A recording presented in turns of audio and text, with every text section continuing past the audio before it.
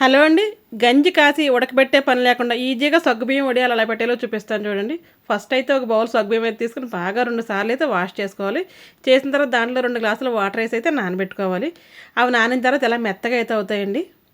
ఇలా మెత్తగా అయిన తర్వాత ఇది ఒక పెద్ద బౌల్లోకి అయితే తీసుకుని వేడి నీళ్ళు అయితే మనం పొయ్యి మీద అయితే పెట్టుకోవాలి.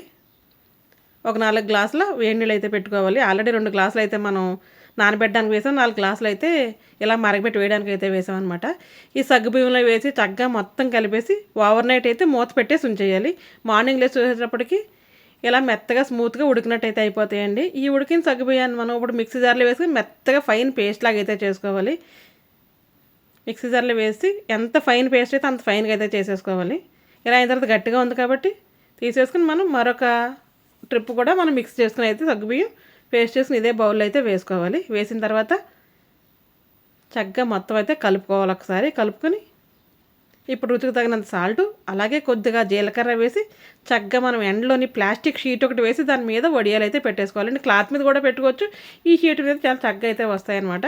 మనకి ఏ సైజు కావాలంటే ఆ సైజు వడియాలు అయితే పెట్టేసుకుని మధ్యాహ్నానికల్లా ఎండిపోతాయండి. పెట్టిన రోజే తినేయచ్చు అనమాట. ఒకే ఒక కప్పు సగ్గుబియ్యంతో 100కి పైగా వడియాలు అయితే పెట్టేసుకోవచ్చు. మనం చాలా ఈజీగా పెట్టుకోవచ్చు అండి. చాలా టేస్టీగా ఉంటాయి.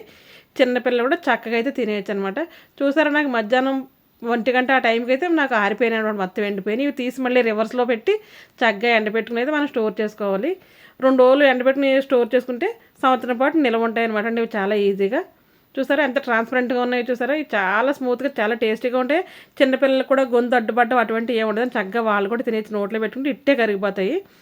ఆయిల్ పెట్టి ఎలా వేగుతున్నాయి కూడా చూపిస్తాను. ఆయిల్ వేడైన తర్వాత బాగా వేడైన తర్వాత సిమ్లో పెట్టి అప్పుడైతే ఈ వడియాలు వేయాలి. వేస్తే పువ్వుల్లా పొంగిపోతున్నాయి కదా. ఈ సగ్గుబియ్యం వడియాలు మీకు నచ్చినాయండి. మీకు నచ్చగానే తప్పకుండా లైక్ చేయండి, షేర్ చేయండి. దీని ఫుల్ వీడియో కావాలంటే లింక్ అయితే నేను స్క్రీన్ మీద ట్యాగ్ చేస్తాను. ఓకేనా, బాయ్.